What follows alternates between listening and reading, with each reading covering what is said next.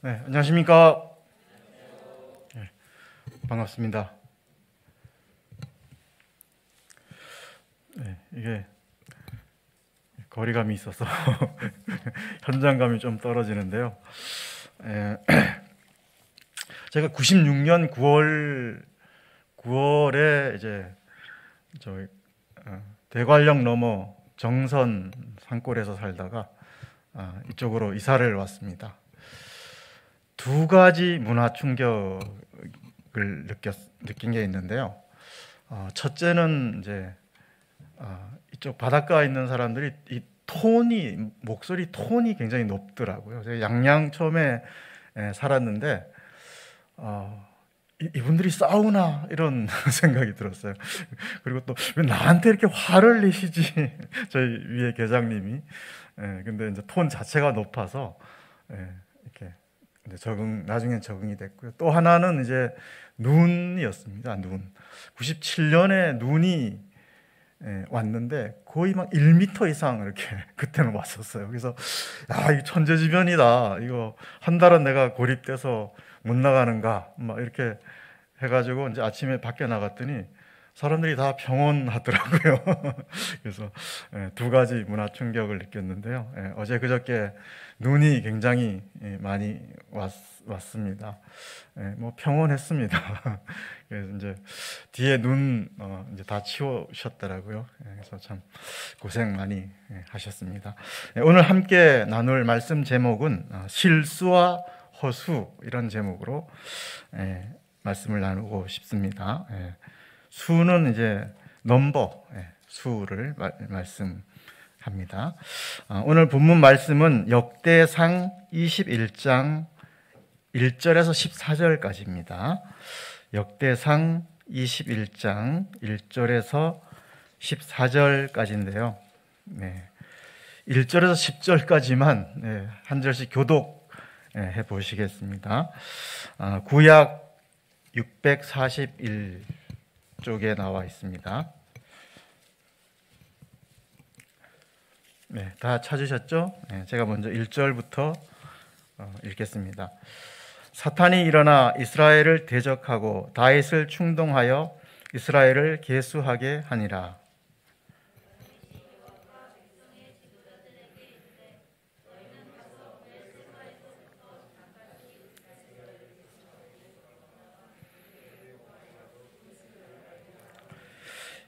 요압이 아뢰되 여호와께서 그 백성을 지금보다 100배나 더하시기를 원하나이다. 내 주 왕이여, 이 백성이 다 내 주의 종이 아니니까 내 주께서 어찌하여 이 일을 명령하나이까? 어찌하여 이스라엘이 범죄하게 하시나이까 하나.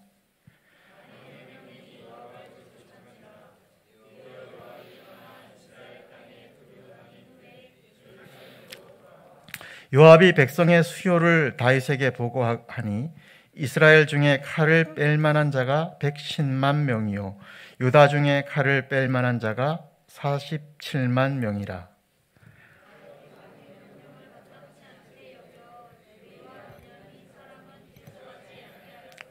하나님이 이 일을 악하게 여기사 이스라엘을 치심해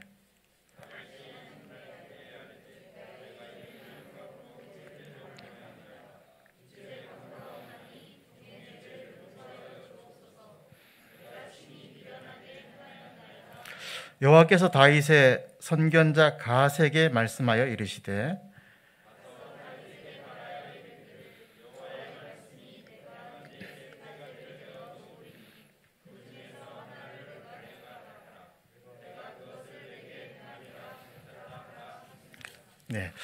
오늘 본문의 연대는 BC 1015년경입니다. 다윗이 왕위에 오른 지 35년째 되는 해고요. 다윗이 40년을 나라를 다스렸으니까 이제 통치 말년의 때라고 할 수가 있습니다. 군대로 말하면 이제 말년 병장 때와 같죠.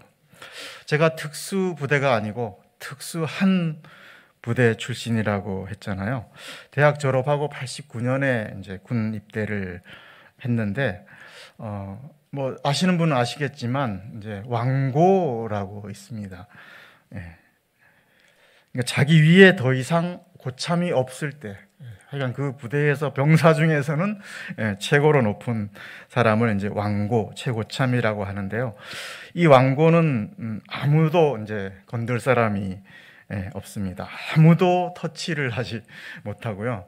뭐 떨어지는 낙엽도 피해가는 그런 사람입니다. 그러니까 모든 근무와 불침번에서 열애하고요. 쫄병들이 아침에 깨워주고 매트리스, 모포 다 이렇게 개주고 밤에 야참으로 신라면도 끓여줍니다. 그러니까 왕고는 이제 하루 종일 TV만 보다가 거의 빈둥거리면서 놀다가 이제 때가 되면 저녁을 하는 그런 사람인데요. 요즘 군대는 어떤지 모르겠습니다. 요즘도 이렇게 왕고가 이런 특권을 누리는지는 모르겠는데요. 저는 이제 불행하게도 줄을 잘못 서서 이 왕고 일주일만 딱 하고 나왔습니다. 막내는 한 1년 정도 해서, 그래서 인생은 줄을 잘 서야 하는가 이런 걸 좀 느꼈던 때가 있는데요. 오늘 본문의 다윗을 보면서 이런 군대의 왕고가 생각이 나서 좀 말씀을 드렸습니다. 다윗이 아주 훌륭한 왕이었지만 두 가지의 치명적인 죄가 있죠. 첫째는 밧세바 간음 사건이고요. 그리고 이제 다른 거는 인구계수, 본문에 나오는 인구를 조사하는 그런 죄입니다. 다윗이 왕고처럼 이 왕궁 옥상을 어슬렁거리다가 맞은 죄가 이제 밧세바 간음 죄였습니다. 또 이어서 그의 남편 충신 우리아도 죽이는 살인 교사 죄도 이렇게 지게 됩니다. 이 죄로는 한 5명 정도만 죽는데요. 오늘 인구 계수 죄에는 무려 7만 명이 죽습니다. 소리가 좀 울리나요? 괜찮습니까? 예. 그러니까 우리는 간음죄나 이런 어떤 살인 교사죄가 더 큰 죄로 보이는 것 같은데 하나님께서는 이 인구 계수죄를 더 이제 크게 다루셨습니다. 왜 그런지를 좀 이제 본문을 통해서 살펴보도록 하겠습니다. 1절을 한번 같이 읽어볼까요? 본문 1절을 읽겠습니다. 시작.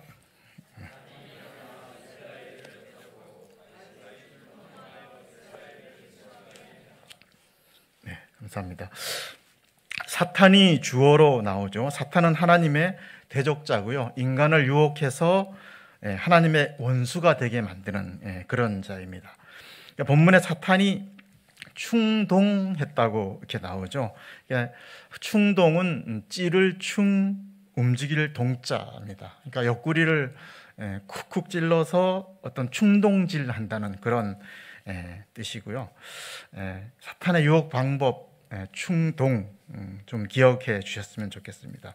그러니까 우리 마음에 뭔가 갑자기 어떤 떠오르는 그런 생각들, 욕구들 이렇게 충동 이렇게 좀 조심을 해야 할 것 같습니다. 그리고 본문의 개수는 헤아릴 개자 셀 숫자입니다. 영어로는 센서스라고 하죠. 그래서 오늘날도 총 인구 센서스를 합니다. 5년마다 하고요. 작년에 했습니다. 그리고 2025년에 또 합니다. 조사 기간은 이제 15일이나 어쨌든 한 달을 넘기지 않습니다. 인구 센서스의 목적은 이제 국가 정책을 세우는데 목적이 있죠. 인구 얘기가 나왔으니 말인데 우리나라 출산율 다 알고 계시죠? 혹시 아시는 분 계십니까? 세계에서 꼴찌입니다. 0.84인데요. 세계 평균이 2.4입니다. 그러니까 평균보다 굉장히 지금 낮은 그런 것을 볼 수가 있습니다. 우리 희성이, 루아, 은호 또 누구죠? 콜이 이렇게 태어났는데요. 굉장히 저는 애국자다. 이분들이 애국자다. 그런 생각을 했습니다. 또 인구 절벽이란 말을 쓰고 있잖아요. 그래서 이 인구 절벽이 대학까지 올려왔습니다. 그래서 저도 이제 대학에서 녹을 먹고 있는 사람인데요. 걱정이 많습니다. 그래서 저 건들지 마십시오. 요즘 굉장히 이건 백합화도 먹이시는 하나님을 제가 믿고 위기를 잘 극복할 수 있도록 기도를 좀 부탁드리겠습니다. 우리 교회도 보면 인구 분포가 고르지 않죠. 50대와 20대가 아시다시피 많고 중간이 약합니다. 그래서 저희 교회에 어떤 분이 오시든 이제 좀 환영하지만 특히 40대 초반이나 30대 후반이 오면 아주 격하게 반갑습니다. 올해는 우리 명주로 교회가 인구 동향에 관계없이 하나님께서 많이 채워주실 줄을 믿습니다. 2절을 보십시오. 다윗이 요압과 백성의 지도자들에게 이르되 너희는 가서 브엘세바에서부터 단까지 이스라엘을 계수하고 돌아와 내게 보고하여 그 수요를 알게 하라 하니. 이제 다윗이 인구 계수를 구체적으로 지시하고 있죠. 요압은 총군 사령관입니다. 브엘세바는 남쪽 끝이고 다는 이제 북쪽 끝을 의미하고요. 전 국토를 이제 지칭할 때 쓰는 말입니다. 과거에도 인구 조사를 했었습니다. 근데 과거에 인구 조사를 할 때는 명령권자가 하나님이셨고요. 또 시행권자는 대제사장이었습니다. 인구 조사를 하면 누구나 반세겔의 성전 세금을 냈습니다. 그러니까 이 돈은 청소의 기구를 만드는 데 사용을 했고요. 반세겔은 어떤 빈부의 격차가 없이 누구나 다 이렇게 내게 그렇게 했습니다. 그러니까 이렇게 누구나 다 내는 것은 나는 하나님의 백성이다. 이런 것을 이제 반세겔을 내면서 자부심을 갖는 그런 목적으로 냈습니다. 그러니까 과거의 인구조사는 하나님을 예배하고 또 하나님을 잘 섬기기 위한 목적으로 인구조사를 시행을 했었습니다. 근데 이번에 다윗은 아니죠. 그러니까 다윗은 하나님께 참 잘 묻는 사람이었습니다. 이렇게 성경을 쭉 읽다 보면 항상 이렇게 하나님께 묻고 어떤 일을 했었는데 이번에는 하나님께 묻지 않았습니다. 단독으로 했고 자기 마음대로 인구계수를 진행을 했고요. 시행자도 제사장이 아니고 군 사령관이 했습니다. 또 이 인구계수의 목적은 예배가 아니고 군사력 확보 차원이었고요. 또 세금 징수의 목적도 있었습니다. 다윗은 지금 최고의 번영을 누리고 있는 때입니다. 그러니까 온 천하가 다 자기의 손아귀에 들어왔다고 생각을 했고요. 브엘세바에서부터 단까지 이렇게 다 들어왔습니다. 그러니까 이렇게 들어왔을 때 아마 불안감이 제가 이제 좀 묵상을 해보니까 찾아왔던 것 같습니다. 그러니까 이 손에 들어온 것을 다 놓쳐버리면 어떡하나. 또 강대국이 언제 쳐들어올까? 그래서 내가 뭔가 인간적으로 대비하지 않으면 않겠다는 그런 생각이 들었습니다. 그러니까 다윗은 무명의 목동에서 이제 왕으로 이렇게 세워주신 하나님, 또 정복 전쟁을 통해서 통일 이스라엘을 이루어 주신 하나님. 그러니까 방패자가 되시고 보호자가 되시는 하나님께 대한 믿음이 이제 사그러들었다고 볼 수가 있습니다. 또 전쟁은 하나님의 손에 달렸다는 믿음이 없어졌다고 볼 수가 있습니다. 그래서 칼을 뺄 수 있는 자를 이제 파악을 했고 군사력을 확보해서 자기의 손아귀에 들어온 영광을 스스로 지키고자 그렇게 그러기 위해서 이제 인구 계수를 했죠. 그러니까 인구 계수의 이면에는 다윗의 불신앙 또 교만이 기본적으로 깔려 있다고 볼 수가 있습니다. 그래서 하나님께서 제일 미워하는 죄가 뭡니까? 교만이죠.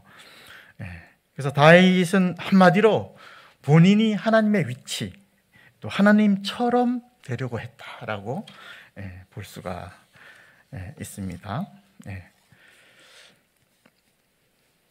3절을 보십시오.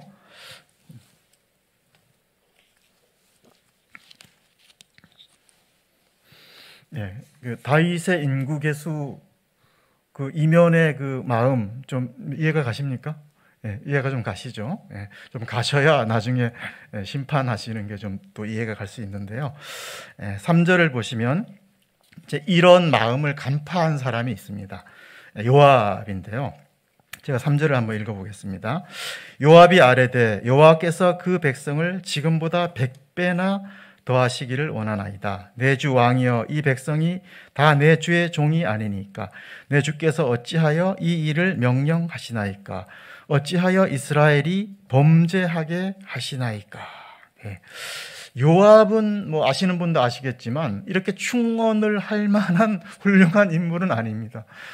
굉장히 용맹스러운 사람이지만 굉장히 좀 위험한 그런 인물이었습니다. 그래서 다윗이 솔로몬에게 왕을 몰려줄 때 이 제거 숙청 1호가 요압 장군이었습니다.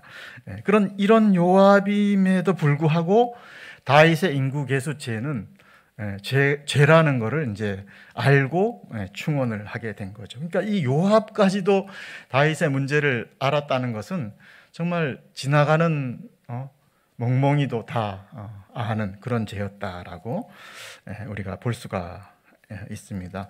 본문에 100배나 더하시기를 원한다. 이거는 이제 요압 장군도 다윗이 하나님만 잘 믿기만 하면 하나님께서 100배는 이렇게 축복해 주실 것이다. 그런 것을 이제 알았다는 그런 뜻으로 해석을 할 수가 있습니다. 근데 다윗은 이제 이미 양심이 무너져서 알아듣지를 못하죠. 이런 요압의 말도. 그래서 4절 상반절을 보시면은 이제 다윗이 요압 왕에게 이제 인구 계수를 이제 재촉했다 이렇게 나오죠. 밀어붙여 재촉했다는 것은 막 다그치는 것을 말합니다. 그러니까 강력하게 자기의 주장을 이제 또 밀어붙인 거죠. 그래서 심리학에서 보니까 이런 다윗의 태도를 확인 편향이라고 이렇게 좀 어려운 말을 쓰더라고요. 그러니까 사람이 어떤 의견을 채택하고 나면 그 의견을 계속 고수하려는 그런 성향이 있다. 이것을 이제 확인 편향이라고 하는데요. 우리가 확인 편향의 오류에 빠지지 않으려면 항상 내가 틀렸을 수도 있다. 이런 열린 마음이 있어야 한다고 합니다. 근데 다윗은 다친 마음이 있어서 받아들이지 못했죠. 다윗 왕의 재촉에 요압은 이제 하는 수 없이 명령을 수행을 합니다. 4에서 6절을 보십시오. 인구를 센 결과가 몇 명이죠? 도합 110 더하기 47 하면 157만 명을 세웠습니다. 그 사무엘하 24장에 보면 본문 내용과 이제 병행 구절이 병행장입니다. 똑같은 내용이 나오는데요. 여기에 보시면 인구조사 기간이 나오는데 9달 20일이 걸립니다. 그러니까 거의 10달 가량 인구조사를 진행을 한 거죠. 너무 길다고 느껴지지 않습니까? 아까 인구 센서스 제가 며칠 했다 그랬죠? 15일, 한 달을 넘기지 않았는데 이게 거의 뭐 10개월을 이렇게 했습니다. 그러니까 한 달이면 아이들이 새로 태어나는 기간이잖아요.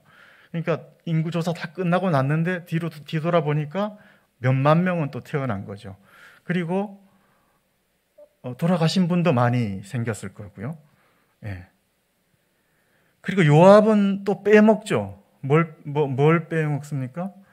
두 개의 지파는 빼먹습니다. 베냐민 지파와 레위 지파는 빼먹어요. 왕이 명령했는데 이렇게 두 개 지파는 또 빼먹고 보고를 하게 되죠. 그러니까 이 요압의 인구수에는 허수가 많이 포함되어 있는 겁니다.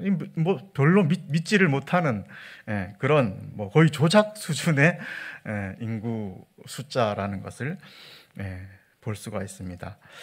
그래서 이런 허수를 믿다가 망한 전쟁이 있는데요. 그게 예를 들어 보니까 미국의 베트남전이라고 합니다. 당시 이제 국방장관이 로버트 맥나마라라는 사람인데요. 포드 회사 사장을 지낸 아주 유능한 사람이고, 이 사람이 뭐 국방장관을 7년을 했답니다. 그러니까 이 기록은 아직까지 깨지지 않고 있는 그런 유능한 사람인데요.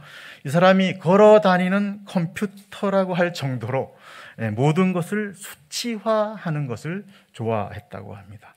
그래서 베트남 전쟁도 다 수치화를 했습니다. 그러니까 적의 사망 숫자, 뭐 폭격기 출격 숫자, 포탄 떨어진 숫자, 뭐 이런 거를 하여간 CIA도 동원해가지고 다 이렇게 수치화해서 작전을 수행을 했다고 합니다. 베트남전 때. 근데 문제는 일선에 있는 병사들이 적을 죽인 그 사망 숫자를 속였습니다.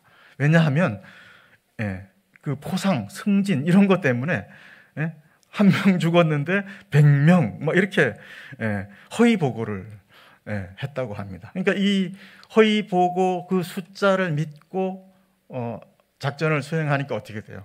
문제가 이제 커지게 된 거죠. 그래서 미국은 막대한 인명 피해와 경제적 손실을 떠안았다. 그런 기사가 있더라고요. 그러니까 참 이 허위 숫자에 속으면 이렇게 엄청난 결과를 가지고 온다 하는 교훈을 우리가 받을 수 있는데요. 요즘도 이제 수의 시대라고 하죠. 그러니까 수에 울고 웃는 그런 시대입니다. 조회수가 돈이 되는 그런 시대고요. 그래서 제발 좋아요, 구독 눌러주세요 막 이렇게 하잖아요.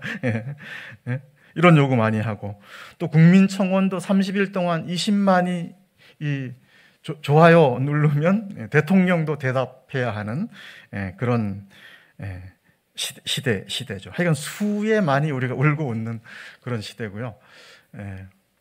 저도 조회수에 약간 민감합니다. 제가 교회 카페 운영자입니다. 그래서 어떤 분은 진짜 제가 카페 운영자인지 알고 바리스타 임으로 저를 부르는데, 바리스타는 아니고 홈페이지, 교회 홈페이지 이제 관리하는데요. 조회수가 일주일 동안 0, 뭐 이러면은 안 되잖아요. 그러면 이제 이 홈페이지는 이제 외부인들이 혹시 한 사람이라도 와서 뭐 거기에 있는 말씀도 보고 이렇게 해서 어떤 관심을 갖는 게 이제 목적인데, 일주일 동안 0 이러면은 안 되니까 어떨 때는 제가 이제 여러 번 들면서 조회수를 좀 올려놓기도 합니다. 하나님께서 인구를 수치화하는 것을 굉장히 싫어한 것을 보면 영적으로 볼 때 너무 이 숫자에 일희일비해서는 안 되겠다, 그런 교훈을 좀 받을 수가 있습니다. 뭐 예를 들면 대량의 교인 수, 대량의 헌금 액수, 또 대량의 교회 평수, 뭐 대형 교회에 막 뭐 수십만 명이 다니는 교회에 소속된 것만으로도 어깨에 힘을 주고 다닐 수가 있죠. 교통사고가 났는데 서로 의견 충돌이 있어서 머리끄댕이를 잡았는데 알고 보니까 같은 교회였다, 그런 우스갯소리도 있잖아요. 또 회계 처리를 위해, 교회 현금 회계 처리를 위해서 이 은행에서 회계 출장도 나오는 그런 일도 있죠. 그래서 그 회계보다는 다른 회계가 중요한데 그런 경우도 있습니다. 그래서 우리 명주로 교회는 너무 숫자에 연연하지 않을 수 있기를 기도합니다. 본문 7절을 보십시오. 하나님께서 이스라엘을 이제 치셨다고 나오는데요. 병행 구절인 사무엘하 24장 10절을 보면 다윗이 백성을 조사한 후에 그의 마음에 자책하고 이렇게 기록이 되어 있습니다. 그러니까 하나님께서 무뎌진 다윗의 양심을 깨우치신 것입니다. 그러자 다윗은 어떻게 합니까? 본문 8절을 다 같이 한번 읽어보겠습니다. 8절 시작.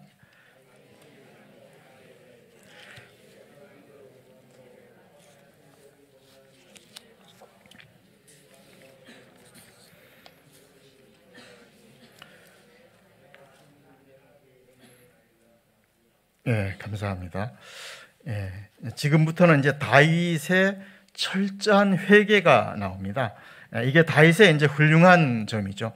그러니까 다윗은 완벽해서 훌륭한 사람이 아니고 회개할 줄 아는 사람이어서 훌륭합니다. 사무엘하 24장 11절을 보면 다윗이 밤새도록 회개의 기도를 하고 아침에 일어났다, 그런 표현도 있습니다. 이렇게 금방 정말 하나님 앞에서 무릎 꿇는 자세, 이게 이제 다윗의 훌륭한 자세고요. 또 하나는 본문을 보면 남 탓, 상황 탓, 백성 탓을 하지 않았습니다. 오늘 본문 17절에도 나오는데요. 다윗은 모두 자신의 탓으로 이렇게 잘못을 돌렸습니다. 그래서 백성은 벌하지 말고 자기만 벌하라고 그렇게 요청을 합니다. 왜 백성들의 잘못이 없었겠습니까? 다윗도 범죄하는데 백성들은 오직 했겠습니까? 우리도 이 다윗의 자세를 배워야겠습니다. 잘 되면 내 탓, 안 되면 조상 탓, 이런 우리 속담이 있죠. 유대인들도 비슷한 속담이 있더라고요. 보니까 아버지가 신 포도를 먹으면 아들의 이가 시리다, 이게 같은 뜻이랍니다. 이해가 가십니까? 아버지가 신 포도를 먹으면 아들의 이가 시리다, 이게 같은 뜻인데요. 그러니까 아들이 잘 안 되는 게 다 아버지 탓이다, 이렇게 해석을 하면 되겠습니다. 어떤 재밌는 그 설문조사가 있어서 제가 한번 소개를 해드리고 싶은데요. 어떤 집단에서 남을 탓할 수밖에 없는 그 집단들의 심리를 파악하기 위해서 설문을 했답니다. 그러니까 설문 내용은 굉장히 간단한데요. 당신의 대인관계 능력은 좋은 편입니까? 나쁜 편입니까? 이런 질문지를 주고 7점 척도로 이제 적어내라고 했습니다. 그러니까 중간쯤 가는 사람은 4 이렇게 쓰고, 좀 그 위는 5, 6 이렇게 쓰고, 아래는 3, 4, 3, 2 이렇게 이제 써내려고 했는데, 결과가 굉장히 흥미로운 결과가 나왔습니다. 원래 예측하기로는 4에 이렇게 분포가 이렇게 모여 있어야 되잖아요, 중간에. 그래서 수학적으로 보면 정상 분포가 이렇게 중간에 이렇게 나와 있어야 되는데, 어떤 집단에서 설문을 하든 그 분포가 중간 위로 항상 나왔답니다. 그러니까 5, 6에 모든 게 이렇게 모여서 이렇게 그래프가 나왔어요. 어떤 집단이든 하여간 이런 설문조사를 하면 중간보다는 위쪽으로 이렇게 결과가 나왔습니다. 그러니까 사람들은 항상 자기 자신에 대해서는 어떻게 생각합니까? 나는 중간보다 높다라고 항상 생각을 한답니다. 여러분은 몇 번 선택하셨습니까? 당신은 대인관계가 높은 편입니까? 낮은 편입니까? 몇 점에 선택하셨습니까?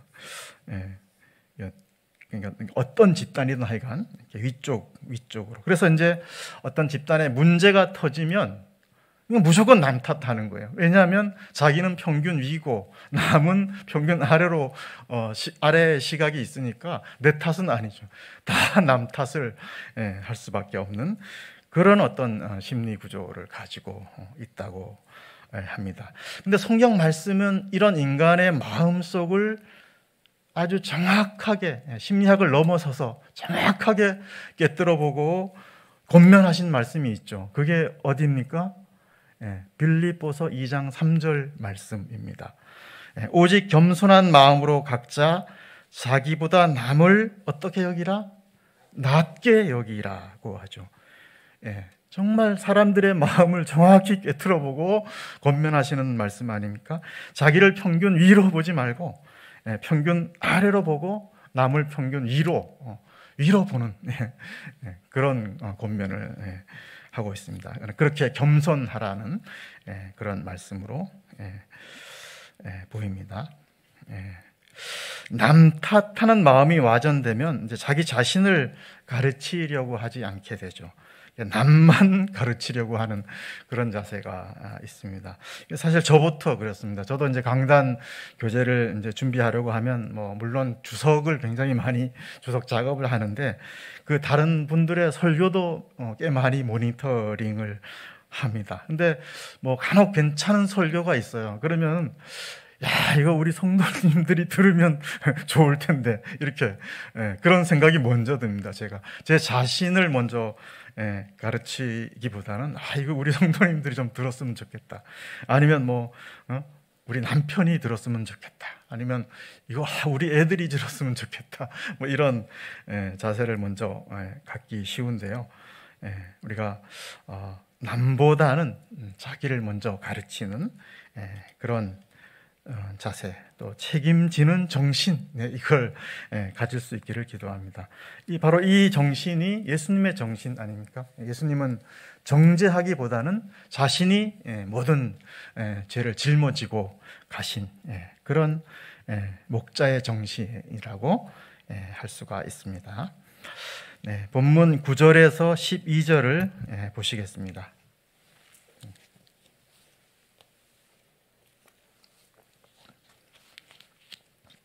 하나님은 갓 선지자를 통해서 이제 징계를 선택하도록 하십니다. 선택지가 삼지선다형입니다. 근데 그 세 가지가 어느 하나 좋은 게 없죠. 3년의 기근이냐, 적군에게 패배한 다음에 3달을 도망 다닐 거냐, 3일의 전염병 후에 천사에 의한 이스라엘의 멸함이냐, 이 333 중에 한 개를 선택하도록 그렇게 했습니다. 성도님들은 뭐가 제일 쉬울 것 같습니까? 어떤 게 제일 쉬울 것 같아요? 3일 전염병 짧으니까, 아니면 도망 아니면 기근, 뭐가 제일 쉬울 것 같습니까? 다윗은 죽어도 도망은 선택하지 않을 것 같아요. 왜냐하면 10년을 도망 다녔으니까, 도망가는 거는 이제 이골이 났으니까 선택을 하지 않습니다. 하나님께서 그냥 주권적으로 징계를 하셔도 될 텐데 왜 하필 이렇게 선택하도록 만드셨을까요? 갈등을 만들어서 골당 먹이려고 그렇게 한 걸까요? 11절 하반절을 보면 너는 마음대로 선택하라 이렇게 말씀하셨고, 또 전염병은 여호와의 칼이라고 이렇게 또 비유를 하시죠.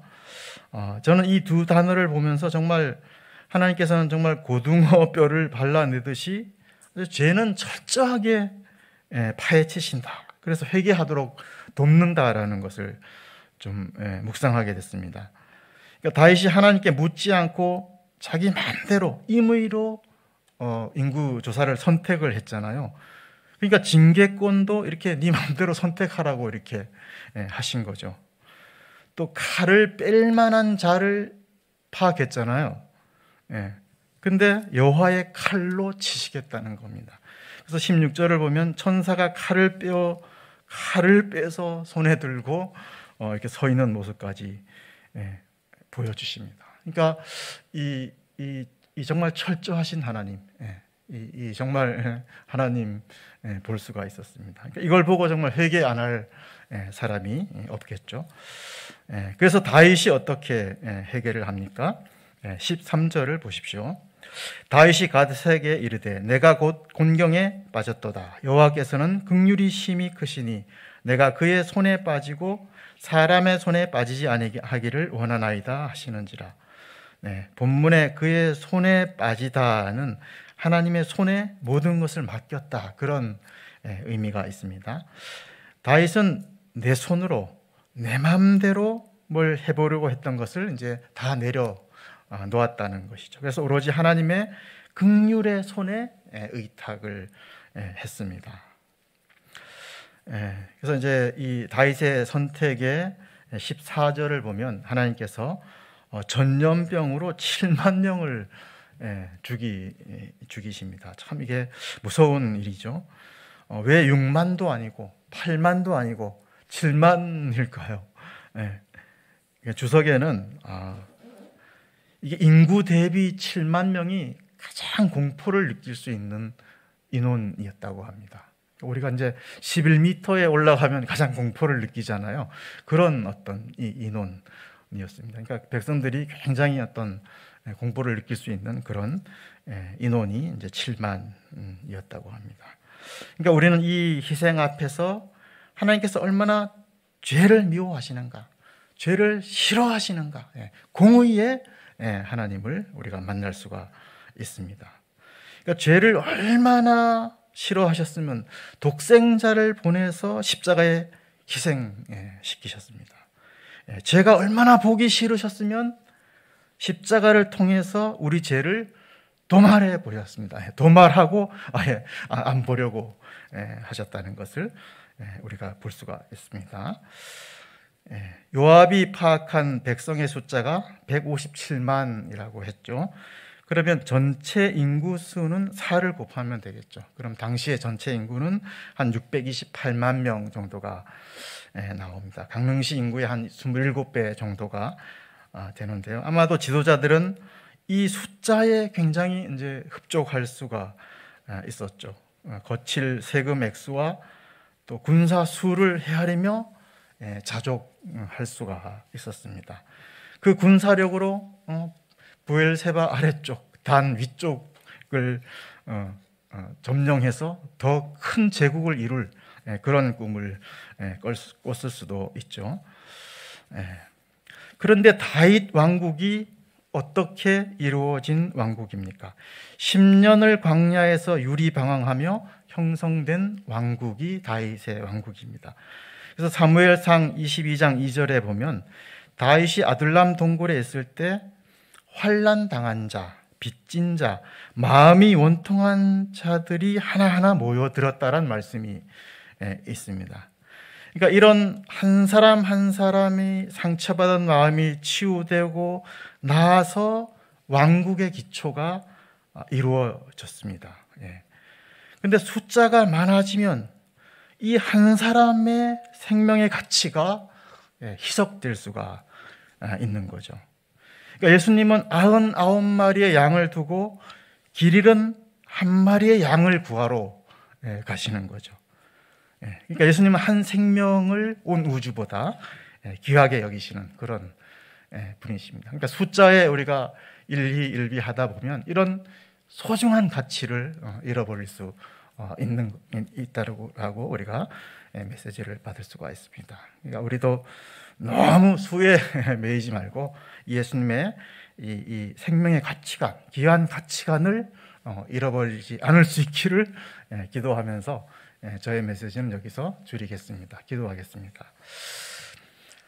아버지 하나님, 하나님께서 죄를 얼마나 미워하셨으면 예수님을 이 땅에 보내셔서 십자가의 고통과 희생을 당하게 하셨는가 묵상하고 감사를 드립니다.